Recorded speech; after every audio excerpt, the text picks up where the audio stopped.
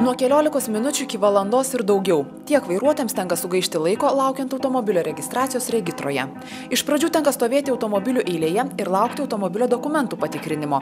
Tada laukti savo eilės prie langelio. Tačiau įregistruoti arba išregistruoti automobilį galima ir nekeliant kojos iš namų elektroninėje regitros erdvėje. Labai net patenkinti.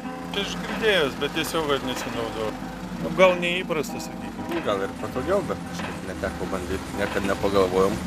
Regitros interneto svetainėje www.regitra.lt reikia pasirinkti nuorodą transporto registravimo sistema. Prisijungus prie sistemos atsiveria visas transporto priemonių registravimo paslaugų paketas. Internetu galima įregistruoti arba išregistruoti automobilį, sustabdyti leidimą automobiliui dalyvauti viešajame eisme, rezervuoti vardinius ar paprastus automobilio valstybinio numerio ženklus, pranešti apie prarastus ar atgautus ženklus, suteikti atstovavimo teisės. Jeigu nereikia pateikti skenuotų dokumentų, kuriuos darbo dienomis tikrina regitros darbuotojai, internetu viską galima atlikti vos per kelias minutės. Žinoma, svarbu nepamiršti susimokėti už mokamas paslaugas.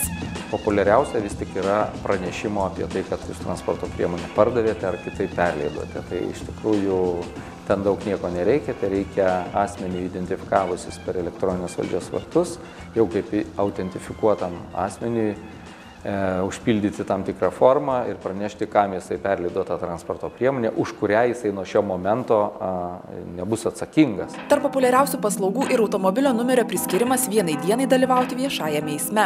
Ši paslauga ypač populiari tarp įmonių ir automobilių prekeivių. Galimybė numerius automobiliui priskirti internetu leidžia automobilių prekybininkams per vieną dieną į reikiamą vietą pervaryti visą automobilių parką. Elektroninėmis regitros paslaugomis kasdien pasinaudoja tūkstančiai vairuotojų, tad ir eilės pačioje regitroje jau mažėja.